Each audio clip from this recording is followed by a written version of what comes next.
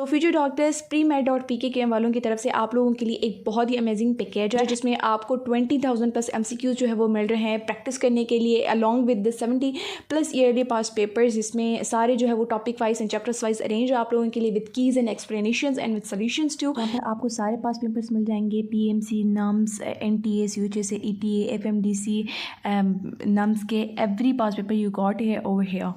So make sure to visit their website and just use the coupon code for an amazing discount. Assalamualaikum future doctors, I'm Dr. Mariam Nida and welcome back to my YouTube channel. तो आज हम इस video में बात करने लगे हैं उस पूरे स्टार्टअप की कि कैसे एज ए टिकटन आपने जो है वो स्टार्टअप लेना है। फ्रेश टिकटन का मतलब ये नहीं है कि आप रिपीटर हो या फिर तो आपके लिए वीडियो हेल्पफुल नहीं हो सकती। ये वीडियो बिल्कुल आपके लिए हेल्पफुल हो सकती है अगर आप 2023 में जो है वो टिकट देने वाले हो। तो सबसे पहली बार मैं आपसे करूँ ना कि देखो, बहुत ज़्यादा इंपॉर्टेंट होता है कि किसी भी एग्ज़ाम को देने के लिए आपके पास उसकी अच्छी सी एनालिसिस होनी चाहिए, ठीक है।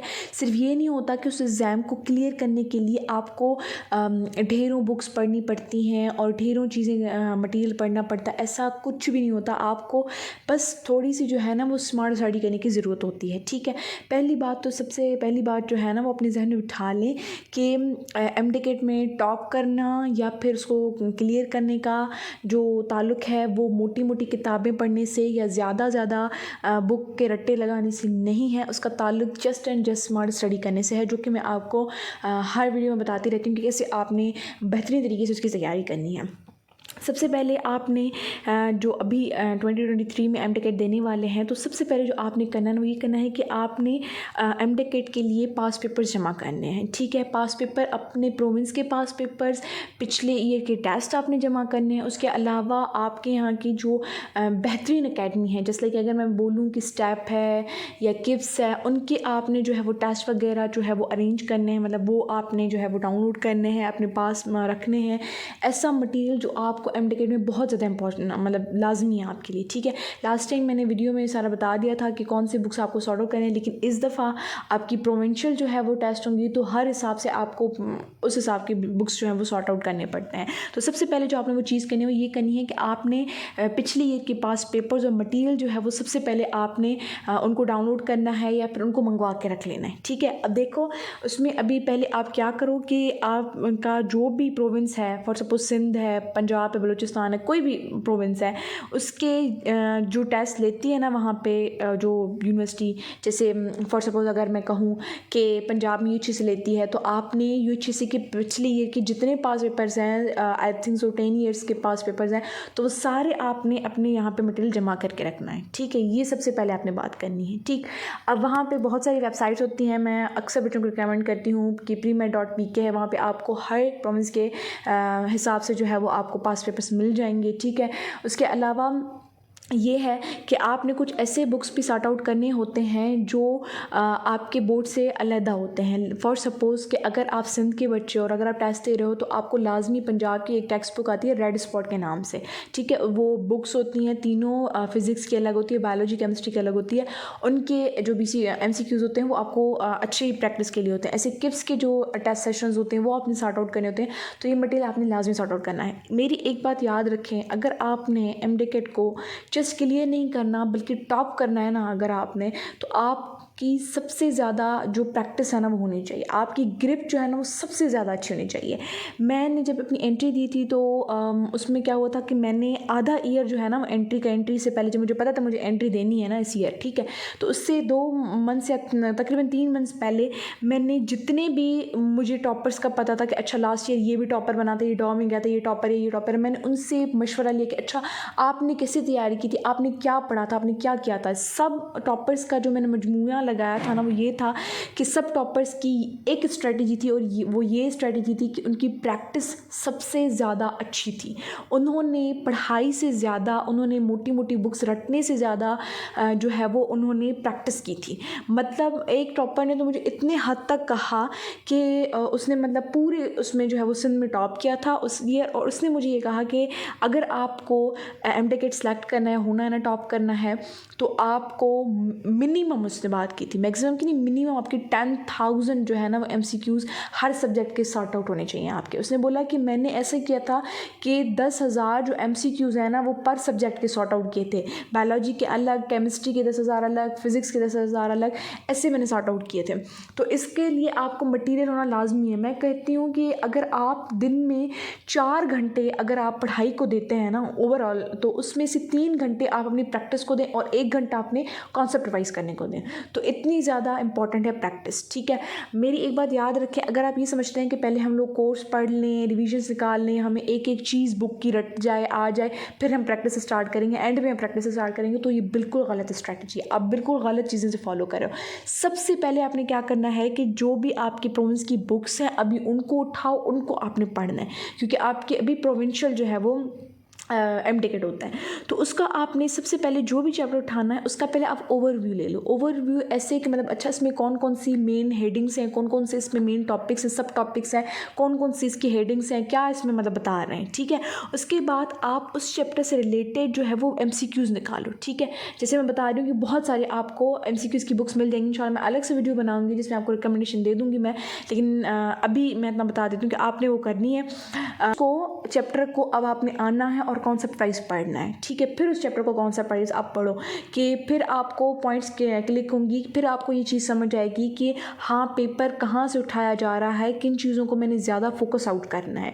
क्योंकि अभी आपने MTKT क्लियर करने के हवाले से पढ़ना है, FAC की लेवल के नहीं पढ़ना आपने। बहुत डिफरेंस होता है FAC के लेवल के अकॉर्डिंग पढ़ना और MTKT के लिए पढ़ना। तो MTKT के लिए आपको टू द पॉइंट पढ़ना होता है, कॉन्सेप्ट वाइज पढ़ना होता है, और तीसरी में चीज़ प्रैक्टिस के साथ पढ़ना होता है, ठीक है। हर आलतू फालतू चीज़ पढ़ने की नहीं होती है, ठीक है। पूरा का पूरा बुक है, पूरा का पूरा बुक नहीं पढ़ना होता आपने। उतना मटेरियल पहले कवर करने की कोशिश करो, उतना पहले सिलेबस कवर करने की कोशिश करो जितना आपको पास पेपर से मिल रहा है कि हाँ ये चीज़ें आई हैं, ठीक है। उनको हाली फिलहाल आपने टच आउट करना है, ठीक। मेरी एक बात याद रखें, केमिस्ट्री और फिज़िक्स ये तो ऐसे सब्जेक्ट्स होते हैं, इनकी आप जितनी प्रैक्टिस करोगे ना, जितनी आप इनकी विदाउट कैलकुलेटर इनकी न्यूमेरिकल्स की प्रैक्टिस आउट करोगे, उतनी आपकी फ़िज़िक्स और केमिस्ट्री अच्छी होगी। हम जब पढ़ते थे तो हमारे यहाँ के जो टॉपर्स होते थे ना, वो मैं अक्सर ये चीज़ कहते थे, जो वहाँ पे अकेडमीज़ वगैरह में टॉप करते थे, उनका ये शेड्यूल होता था कि वो फिज़िक्स की पढ़ते कम थे, फिज़िक्स और केमिस्ट्री प्रैक्टिस बहुत करते थे और विदाउट कैलकुलेटर करते थे, तब जाके उनकी केमिस्ट्री और फिज़िक्स बहुत ज़्यादा अच्छी ग्रिप हुई होती थी। तो ये चीज़ें आपको लाजमी देखनी है इसमें, ठीक है। दूसरी बात मैं आपसे ये करने लगी हूँ अभी कि जो भी आप मटेरियल पढ़ रहे हो ना, कुछ भी मटेरियल पढ़ो, ठीक है, उसको आपने लाजमी उसकी रिवीजन करनी है। एक मंथ में आपने 4 रिवीजन उस जो है वो चैप्टर की या उस टॉपिक की ज़रूर निकालनी है। प्रैक्टिस के साथ साथ रिविजन्स भी आपने मजबूत रखनी है, ठीक है। देखो ऐसे इस चीज़ को समझो कि अगर आपने सारी मेहनत की है, ठीक है, सारी मेहनत आपने की है, आपने बहुत अच्छे से पढ़ा, आपने प्रैक्टिस अच्छी की है, लेकिन अगर आपने रिविजन्स नहीं की हुई ना तो किसी काम का नहीं है कुछ भी। अगर आप रिविजन्स नहीं करोगे तो आपको सारा मटेरियल फिर MTKT के जो है वो दिनों में पढ़ना जब पड़ेगा तो बहुत मुश्किल होगी आपको। तो आपने लाजमी ये चीज़ करनी है। तीसरी इंपॉर्टेंट बात नोट्स की, मुझसे बहुत सारे स्टूडेंट्स पूछते हैं कि अभी ज़रूरी है कि हम लोग जो है वो MTKT के नोट्स बनाएं। बहुत ज़रूरी है। देखो आपका MTKT पहले क्या था, PMC ले रही थी तो आपको फेडरल के बुक्स को फॉलो अप करना था, ठीक है, लेकिन अभी जो है वो आपका प्रोविंशियल हिसाब से है। और मैं आपको ये लिख के दे देती हूँ बात कि अगर कोई प्रोविंस ले रहा है तो वो 100% MTKT अपने सिलेबस से नहीं निकालता। वो अगर 70% या फिर 60% अगर अपने सिलेबस अपनी बुक्स के सिलेबस की बुक से निकालेगा तो 40% वहीं वो दूसरे बोर्ड्स की बुक से जो है वो MCQs लेगा, उसके पॉइंट्स को उठाएगा। तो फिर आप कितने बुक्स को पढ़ोगे, ठीक है। और एट अ टाइम ये सारे बुक्स नहीं पढ़ सकते आप लोग, ठीक है, डबल माइंडेड हो जाता है बंदा। तो इसके लिए बहुत ज़्यादा लाजमी होता है कि जो आप अपना कोर्स पढ़ रहे हो ना तो उसके आप साथ साथ नोट्स बनाते चले जाओ। अगर आपको मुश्किल लगता है एक पेपर पे नोट्स बनाना तो सबसे आसान तरीका ये होता है कि आप उधर ही उसी बुक में आप जो है वो हाईलाइट की सूरत में जो है वो पॉइंट्स जो है आपको लगती हैं कि नोट की सूरत में बननी चाहिए तो उसको हाईलाइट करते चले जाओ, ठीक है। उस पर नंबरिंग लगाओ, चाहिए पॉइंट 1 या पॉइंट 2 उस बुक पे ही बना के चले जाओ। इससे आपका भी टाइम सेव होता चला जाएगा, ठीक है, अगर आप अलग से नोट्स नहीं बना रहे थे। लेकिन मैं ये रिकमेंड करती हूँ आपको अलग से नोट्स बनाने चाहिए, क्योंकि जब देखो आप इतनी बड़ी बुक देखते हो ना फिर आपको पढ़ने की मोटिवेशन बहुत कम आती है। लेकिन जब आप नोट्स बनाते हो किसी चैप्टर के, फॉर सपोज अगर वो चैप्टर जो है ना वो आपके बुक में 15 पेजेस का है लेकिन आप उसके नोट्स बनाते हो वो आपके 5 पेजेस के हैं, तो आपको ज़्यादा मोटिवेशन 5 पेजेस को पढ़ने में मिलेगी, ना कि 15 पेजेस पे पढ़ने को मिलेगी। दिल ही नहीं करता ज़्यादा मटेरियल देख कर पढ़ने को, ठीक है। कि फ्रेश स्टार्टअप लेने के लिए आपके पास मोटिवेशन का होना बहुत ज़रूरी होता है, क्योंकि ऐसे पढ़ाई नहीं होती। मुझसे बहुत सारे लोग कहते हैं कि ना आप हमें मोटिवेशन नहीं मिलती पढ़ने की, हमें मोटिवेशन देते। देखिए, मोटिवेशन कोई पर्टिकुलर वीडियो देखने से नहीं आती। कितनी आएगी आप में? चलो एक दिन चल जाएगी, चंद घंटे चल जाएगी, 2 दिन चल जाएगी, आखिर ख़त्म होगी। सबसे बड़ी जो आपकी मोटिवेशन होती है ना, वो आपका अपना पैशन होता है। अगर आप अपने फील्ड के साथ सिंसियर हो, उसके साथ पैशनेट हो, हाँ भाई मुझे डॉक्टर बनना है, मतलब ये नहीं कि अम्मा अब्बा के फोर्स पे मैं बन रहा हूँ। आपको अपना है, अपना पैशन है कि मुझे खुद को डॉक्टर बनना देखना है, मुझे बनना है डॉक्टर। जब आपको पैशन होता है ना किसी चीज़ के बनने का, फिर इंसान पढ़ाई भी खुद ब खुद करता है, मेहनत भी खुद ब खुद करता है, उसमें मोटिवेशन भी खुद ब खुद आती है। बस आपको सही डायरेक्शन में जाने की ज़रूरत होती है, सही चीज़ें फॉलो करने की ज़रूरत होती है, ठीक है। आखिरी बात मैं आपसे करूँगी वो ये है कि देखो, कुछ भी तुम लोग अभी पढ़ाई स्टार्ट करने के लिए अगर आप ये सोच रहे हो ना कि अभी बहुत टाइम है, मैं बाद में कर लूँगा, बाद में, मेरी बात याद रखें, जो चीज़ आज हो सकती है ना वो कल कभी नहीं हो सकती। और मेरी बात याद है कि कल कभी नहीं आता, कभी भी नहीं आता। कल आएगा वो आज बन जाएगा, ठीक है।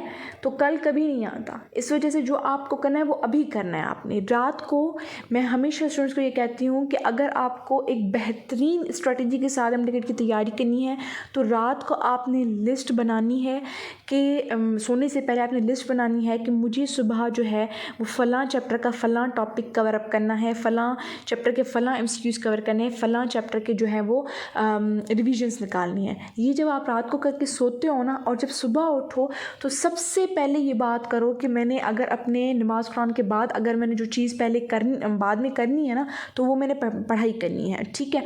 ये नहीं कि चलो पहले ज़रा मैं टीवी देख लूँ, पहले चलो ज़रा मैं मोबाइल उठा लूँ। मोबाइल तो उठानी नहीं है आपने, सबसे पहले अपना वो पोर्शन कवर अप कर लो। ऐसे जब आप दिन के स्टार्ट में अपना मैक्सिमम जो है वो स्टडी का पोर्शन कवर कर लेते हो ना, आपको पूरा दिन सेटिस्फेक्शन रहती है, टेंशन फ्री रहते हो आप, पूरा दिन सेटिस्फेक्शन रहती है। और जितना मैं कहती हूँ आप अपने काम को पहले दिन के पहली शुरुआत में कर लेते हो ना, उतना आपका दिन अच्छा गुजरता है, मोटिवेटेड गुजरता है और पढ़ाई करने का बहुत मज़ा आता है। और मैं आपको एक अच्छी सी टिप बताऊँगा कि अगर आप लोगों को अगर टॉप वाली स्ट्रेटजी अपनानी है ना, तो सबसे बेस्ट चीज़ ये होती है कि आप सुन्नत तरीका अप्लाई करो। और वो क्या है कि देखो, सुबह का जो वक्त होता है ना, फजर के बाद जो वक्त होता है वो सोने का वक्त नहीं होता कि फजर पढ़ के आपने सो लिए, नहीं। अगर आपके ड्रीम्स है ना, गोल्स है ना, तो ये वक्त सोने का नहीं है आप लोगों के लिए। सुबह फजर के बाद जो आप स्टडी करते हो ना, वो बेस्ट स्टडी मानती है। मेल करें फजर के बाद या फिर फजर से पहले जो तहज्जुद का वक्त होता है, इसमें आप पढ़ा करें। अगर आप कहते हैं कि मुझसे नाइट में स्टडी होती है, तो फिर बेस्ट स्टडी वो है कि जो आप जो है ना वो तहज्जुद के टाइम पे करते हो फजर तक, ठीक है, या फिर फजर के बाद जो है वो आप स्टडी करते हो। बेहतरीन वक्त होता है पढ़ने का, ठीक है। सो ये कुछ टिप्स थी आपके स्टार्टअप के लिए, ठीक है। मत सोचो कि कल आएगा कल पढ़ूंगा, नहीं। अभी से बुक्स उठाओ, अभी पढ़ना स्टार्ट करो। हाँ, थोड़ी बोरियत होती है स्टार्टिंग में, लेकिन अभी से आप तैयारी करोगे तभी जाके कुछ बनेगा इंशाल्लाह। ये टिप्स आपको बहुत ज़्यादा हेल्प आउट करेंगे throughout your MTech journey. मेरी दुआएं और मेरी गाइडलाइंस आप लोगों के साथ होंगी इंशाल्लाह। बस आपने मुझे भी अपनी दुआ में बहुत ज़्यादा याद रखना और सब एमटेक को भी।